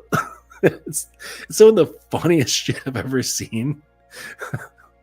and then he's just constantly fucking with her. But she loves it. Like, she fucking loves this guy. Even though, they're just, it's playful. So, just playful fucking with each other, which I think is great. I'm not that playful, but I appreciate just the mindset behind this. I think that one of the things to really kind of embrace, to make like anchors work, to really like make influence work, period. And depending on how deep you go, the more you're going to need this, but it's nurturing your inner sadist. Okay. Like nurturing your inner sadist, your inner psychopath, like that is not so concerned about the other person's feelings. And, to be fair, there's something really arousing by this. All right. Of the aloofness, the coldness, the ability to do things that would otherwise make most guys feel uncomfortable. Okay. The things that you would see in BDSM, right? That would make some guys go like, oh, like I could never, you know what I mean? And clutch their pearls. But the guy who's calculated enough, strategic enough, and cold enough, or I would say cool enough to say, no, this is what we're doing, right? Like, no, I am going to tie you up and like put a bag over your head and then push you through like this entire experience that's going to push you to your emotional or psychological or physical limits just because I can, you know. There's a particular mindset to that just says like, I'm not even saying fuck it, but like I'm not even considering like on the front end of how you're feeling. Okay. I would say as like a good dominant, that's always on the back end. Okay. There's always like in the back seat, like watching to make sure that like everything's going okay. But in the driver's seat, there's just that other persona. Okay. And this goes back to what I was talking about with regard to the split identities of men, which is the protector and the destroyer. And, you know, we learn like, no, the destroyer's bad. Okay. Or the destroyer should only be used in like emergency situations where like someone needs to be hurt or killed or something like that. And it's not shared very well or very often that women are attracted, and many, I would say like almost most, are extremely aroused by this. Extremely aroused. Like there's no question as to why certain things that used to be only for BDSM practitioners are now finding their way into mainstream. Right? The choking, the slapping, the use of rope, tying up, all right, spitting, right? Like like spitting on a girl's face or spitting in her mouth. That's like almost like normal now. Slapping her, that's almost normal. Choking, almost normal. Smacking her tits, right? Making her crawl. Like this stuff used to only be found in power dynamic circles, in BDSM circles. And now that stuff, it's like, oh, spanking, right? That's fairly like regular, or at least it's acceptable. Okay. So that tells you that this energy, like the energy behind these things, is desired. And it's desired probably more than guys know or would care to accept, because that shows that for a lot of guys, what the woman desires to feel is beyond his capability, because his fear of losing her acceptance is very high. He needs her validation. He needs her at least the opportunity to sit on her coattails. And he fears doing anything that could possibly jeopardize that opportunity. But your inner sadist needs to come out a little bit and take the wheel, and not in an unbridled way, right? A bridled sadist. Okay. And so this needs to come out and really like embrace that, which is really great, because what that does is it forces you to trust yourself. Okay. Like on a more like a deeper level, to trust yourself, to trust that like what you know to be true is true. That like these girls here in these pictures, they're very happy, even if they're struggling. And I know that sounds sick, okay, but they like the idea of being overpowered. There's a part of her, right, that like it's a mixture between the little girl inside and the whore inside, okay, is the idea of being overpowered. Because Well, to a little girl, like, everyone can. Every man can do this. Just, I mean, technically speaking. Okay. And then the whore that just wants to eat it up. She like wants to feel that fullness of her experience, And this is why guys who are able to just in some way, either in front of her or over communication or on social media or over the phone or whatever, where she can experience just like a little something that tells her that you are capable of violence. And there's something about that really kind of like awakens their body. It awakens their emotions. And it's not to say that they want to experience violence from you. Okay. Now there might be a small few that do, but it's just knowing, like seeing that you're capable of it. Like this is incredibly, incredibly arousing.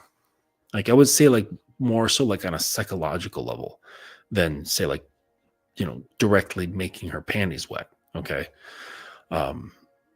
It's just a like an essence sort of thing. Okay. And this is partly why nice guys, right, or guys who are afflicted with nice guy disorder are so like they're not like a turnoff, but it's like having a disdain for them. Like when you smell something awful, you're like, oh my God. And you start gagging yourself, that's kind of like what happens to their spirit, right? Because this is in direct contradiction with what their core is seeking. And it's like, oh, get out of my face. I can't stand that. I can't get with that. It does not make me feel safe, which is ironic that the guy who's capable of violence makes her feel safe, much safer than the nice guy. He actually makes her feel unsafe because that's weird. It's very strange. It's like counterintuitive. Like, why is this guy so nice to me? Why is he so pleasant? Why is he so helpful? Why is he so accommodating? Why is he so apologetic? Why do I get the sense that he's like very emotionally intelligent? In like the socially acceptable way, because there is like true emotional intelligence, from my perspective as a dominant, right? And that's just being highly aware of people's emotional states, right? Being intelligent about emotions. But the nice guy is emotionally intelligent, right? He's like really tapped in. He can easily like just talk and share and all this stuff about his emotions and want to talk and share about yours. Like that's not leadership, right? That's looking for assimilation. And it's like, you can't trust that. A woman cannot trust a man who's trying to assimilate to her, because maybe there's something inside her that understands intrinsically that she's chaotic. Like women, they don't even know, they're not even aware that they don't live through principle, that they don't live through codes, they don't live through honor and courage and integrity, right?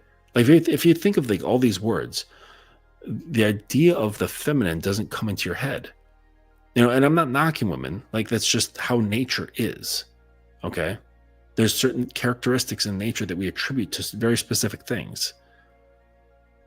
They have their own words, okay? Their own characteristics, okay? But what I'm saying is like principle, codes, rules, structure, integrity, honor, courage, right? The things that like, if you look up the beliefs behind like certain military branches, they all have their things. It's like you would just not think of the feminine, right? They know that they're chaotic. They feel it every fucking day. Constant nut house, And that's not knocking them. Again, like that's like, I'm not criticizing them. I'm just saying like when I say chaotic, I'm also saying like nature is chaotic. You go into the woods, there's no rhyme or reason to it. Okay. The trees are not growing in straight lines. Grass is not standing at attention. That'd be fucking weird though. That'd be kind of cool. But water flows wherever it goes. It always finds the path of least resistance, which is very feminine. That's what girls do. That's in their nature to follow the path of least resistance, just like water does. Okay, like it's all. So it's like when I say women are chaotic, it's not criticism. It's just recognizing what is. Okay. Or like it always just like whenever you have words that are like the antonyms for like order, and you say chaos, and it just sounds like it's bad. You know what I mean? Or if I say like something's like misalignment, that sounds bad, right? Or well, like I said, that is kind of bad, but it's like if you think of like the opposite of these things, it always comes off bad. And I'm just saying that like chaos isn't bad, okay? Because nature is chaotic and nature is not bad. But they know this. And so they don't want something that is reflective of that. Not even fucking close. They don't want to have even just a whiff, a scent in the air that you are unstable emotionally, that you're unstable, like especially, fuck, okay? But they like at the top tier, they do not want to get any sense whatsoever that you are unstable emotionally, that you're going to come to them with need, because what that does is that it reminds them of the world and the states that they deal with on a daily fucking basis. And two, that you might come to them, or you already have, which then puts them in a state of burden, right? You're putting something on them that it's similar to shit that they already deal with every day. Okay?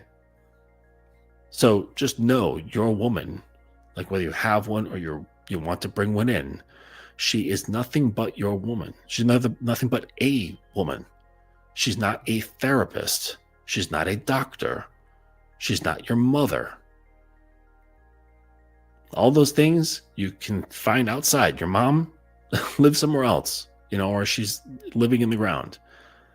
Therapists, they have their own offices and shit. Doctors, they've got their offices. You need to see them. Go see them, the professionals who are trained, okay? Not your woman. She's not there to be your fucking tissue. She's not there to be your shoulder to cry on or to complain about life, all right? They already do that. Enough. They don't need you to come scuffling your feet in and saying, hey, like, I need a shoulder to cry on. Life is hard. Can I cry on your shoulder? And she's thinking, well, fuck, I was just going to ask the same thing. And I'm not saying that the path of man is easy, but you don't sit around and complain about it, because people rely on your steadiness. They rely on your steadfastness against the chaos of the world. That doesn't mean that that you've got everything figured out either. No one does. That's the trick. No one has everything figured out. But despite that, you say, I'm standing. I'm standing so that you don't have to face the brunt of these things, And this is with life. This is with psychological states, emotional states, spiritual states. Because they go through cycles of strain within these areas. And when a woman can see that you are unaffected, you're not thrown off your square, it's like, even if you don't got it, you're like, I got it. Right? You're willing to. This allows them to exhale a little bit. This allows them to soften, especially if you do this over and over and over and over without flinching. This allows them to soften, go, okay, so this guy has a spirit such that like he believes in himself enough that he's become solid. The belief has become fact. And so this is what allows her to soften up and eventually become more of a liquid state. And the more liquid state she has, she can then pour into your container, which actually ends up fortifying it. Right? It's, it gives the container function. Like a pen with no ink is just a tube. You know what I mean? But you put ink in it, now it becomes a tool. It can be utilized in so many different ways. All right. And so this is what happens, right? So it becomes this synergistic relationship between the yin and the yang. Okay, but it can't happen. It unless you take the first steps. You have to make yourself solid. You cannot require her to help you become solid. Okay. And this is what I'm talking about is psychological. This is psychological, spiritual, and emotional. These are the softer things, the less tangible side of things. Okay. Like, does it help? Like not being poor? Sure. Okay. Does it help not being out of shape? Sure. But these things will not guarantee safety. All right. What guarantees safety is a solid mind, a solid heart, and a solid spirit. Okay. Because life changes. Things come and go, like the things of life. They always come and go. Okay. And if a woman's with you, it's like she knows that too. I think everybody knows this intrinsically. They're like, everything is impermanent. And chaos can happen in the blink of an eye. But so what matters is like how solid you are to yourself. Having that belief in yourself, like having the fact in yourself. And that's the solid thing that makes you dense. All right. And this is what she can rely on. Okay. Now it helps to not be poor. It helps to be fit. Okay. Because that's just other areas that make it feel more complete. Okay. It all helps each other. But then this is what allows her to pour in. And then that's when the synergy gets created. Okay. When you become hard enough that she can become soft. And by being hard, I can't stand it how people think, like they've got manhood fucked up.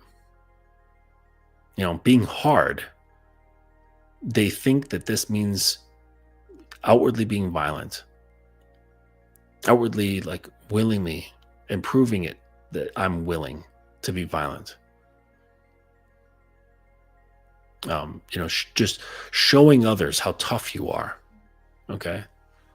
Again, like, have you seen that of any Jedi? No. Right? They don't have to. Like I said, like with my teachers, like my two teachers, I mean, especially like it's like, well, no, they're both equal, just in their different way.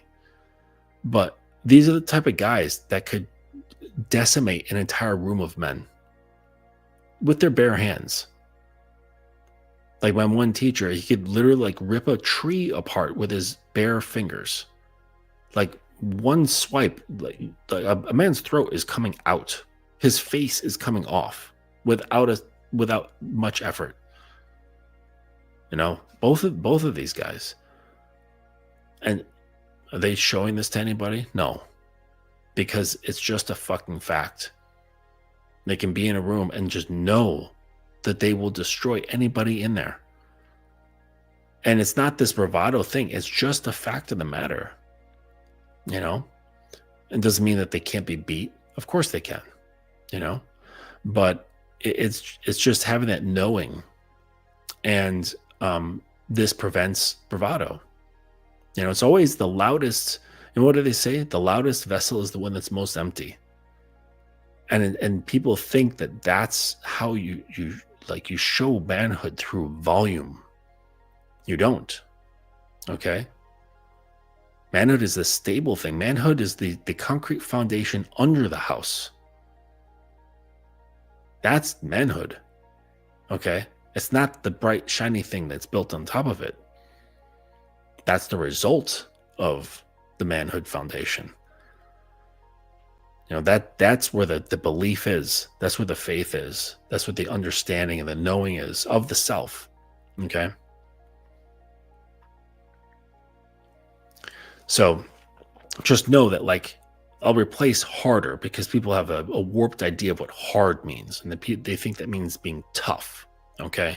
And tough doesn't necessarily mean you're a man. It just means that you're tough. Okay? There's tons of like really tough guys, right? I've talked to Marines. I've talked to SEALs. I've talked to fighters. And they were all bitches towards their women. So being tough doesn't mean that you're actually a grounded, solid, dense man. Okay? It doesn't create density. It just means you're tough. It means you can fight. Okay? And that's fine. But that's not what being hard is. So I'll replace that with density. Okay? When you are dense enough for her to become soft, that's the only way that she's going to become soft. But I hear, what do I hear? Criticism. I hear browbeating, like thinking that if I beat her to a pulp, she'll be soft enough to then just kind of scoop into my container. you just like liquefied some roadkill, and now it'll fit in. You're like, hey, look, I got myself a woman, like holding up your cup. Look, here she is, sloshing it around in there. It's like, yeah, that's not really what I meant. She's gonna have, she's gotta want, she's gotta be inspired to become liquid, to become soft, to become pliable. Okay? Because surely, if you use enough force, you can make just about anybody pour into your container. Yeah? If your sadism is very high, if you have a pretty high propensity for psychological, emotional, and physical violence, you can pretty much break anyone. But that's not really submission, right? That's beating obedience into them. You're making them soft. You're not inspiring them to soften, which is totally different. And when it's an inspiration, that's when it's magical, because it's a huge wake-up call for them.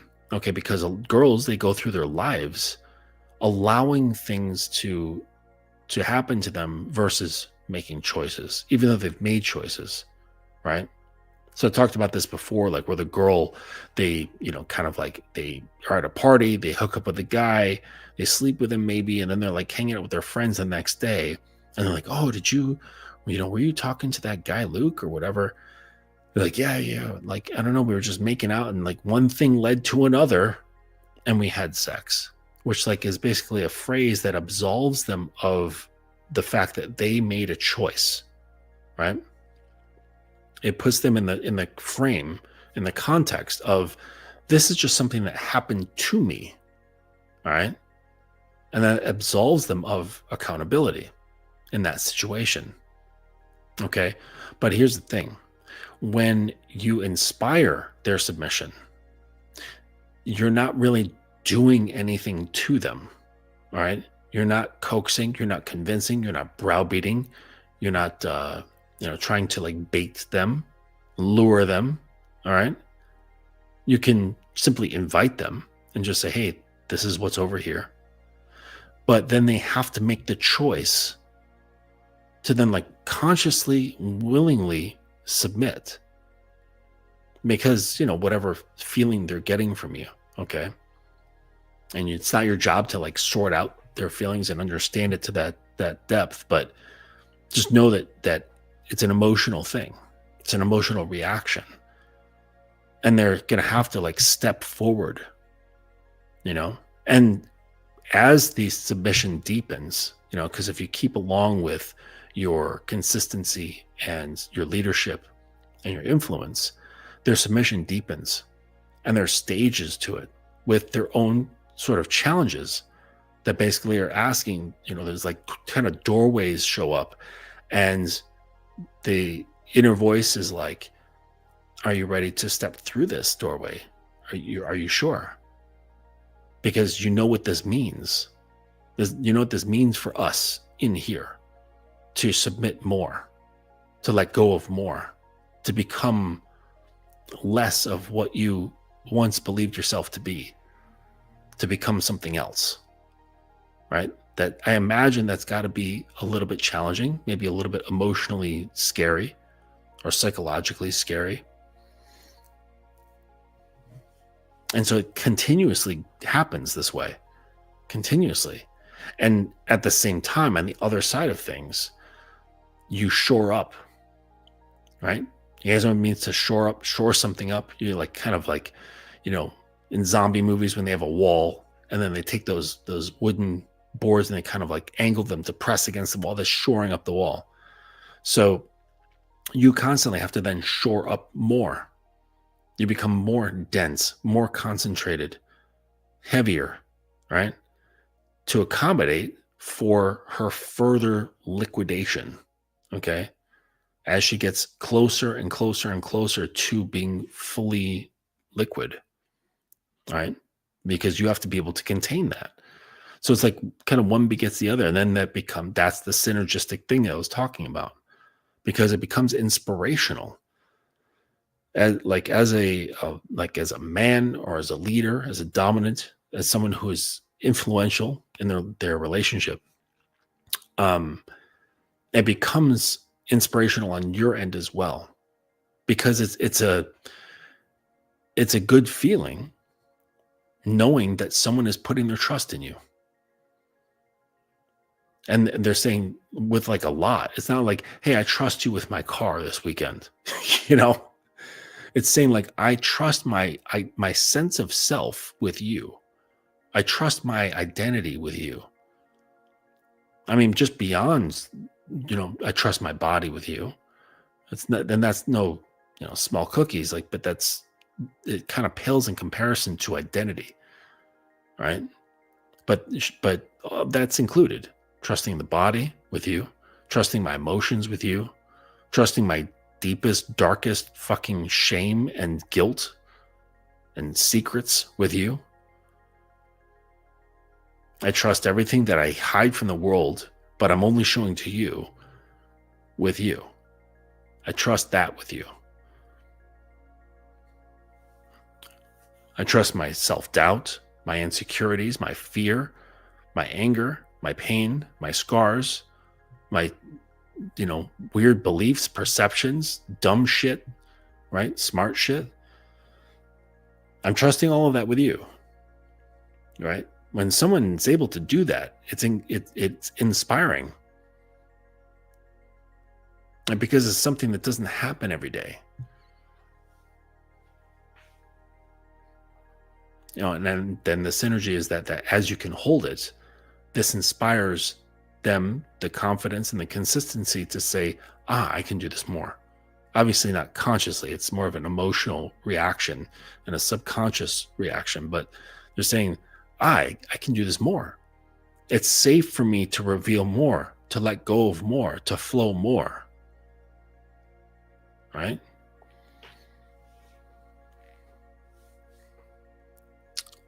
What's the chat got for me? Ludwig. Oh, I see now the boy was basically being flexible, allowing the drawing to be changed by different sources instead of sticking to his own that he painted in the beginning. Yeah, exactly. Yep. Conviction. No. I see your opinion. I hear your opinion. Thank you for your opinion, but the painting's finished. But I'd be happy to come by tomorrow and paint a picture of you. Like that's kind of like how, redirecting and all that good shit. Instead of being like, fuck off. No. I mean, you could do that, but it's not very nice.